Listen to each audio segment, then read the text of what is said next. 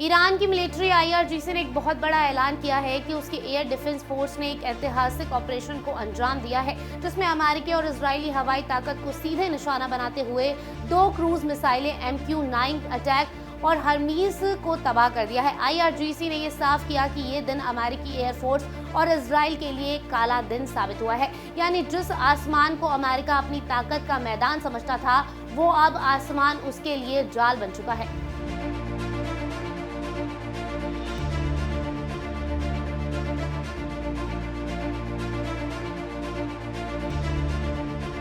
Middle east की जंग अब उस मोड़ पर पहुंच चुकी है जहां हर गुजरते दिन के साथ ताकत का पलड़ा बदलता नजर आ रहा है और ये पलड़ा साफ तौर पे ईरान की तरफ झुकता दिखाई दे रहा है, क्योंकि ईरान हर नए दिन के साथ अमेरिका इजराइल को ऐसी तगड़ी चोट पहुंचा रहा है जिसका नजारा सारी दुनिया देख रही है। प्रेस टीवी के मुताबिक ईरानी फोर्सेज ने ऐलान किया है कि उनकी एयर डिफेंस फोर्स ने कम से कम 2 फाइटर जेट्स और 5 ड्रोन और मिसाइलों को मार गिराया है। बयान के मुताबिक आईआरजीसी की एरोस्पेस डिफेंस फोर्स के लड़ाकू जहाजों ने खोमिन और जंजन के आसमान में 2 क्रूज मिसाइलों को कामयाबी के साथ मार गिराया और तबाह कर दिया।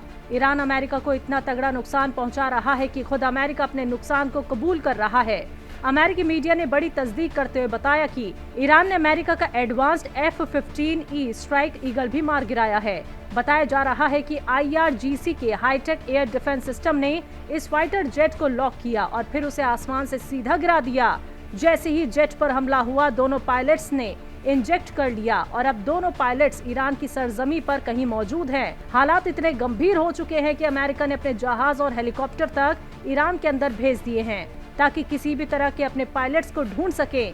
लेकिन दूसरी तरफ ईरान भी पूरी ताकत के साथ सर्च ऑपरेशन में जुटा हुआ है। ये सवाल अब पूरी दुनिया के सामने है, अगर ये पायलट्स ईरान के कब्जे में आ जाते हैं तो ये सिर्फ एक घटना नहीं होगी बल्कि जंग का सबसे बड़ा मोड़ साबित हो सकता है।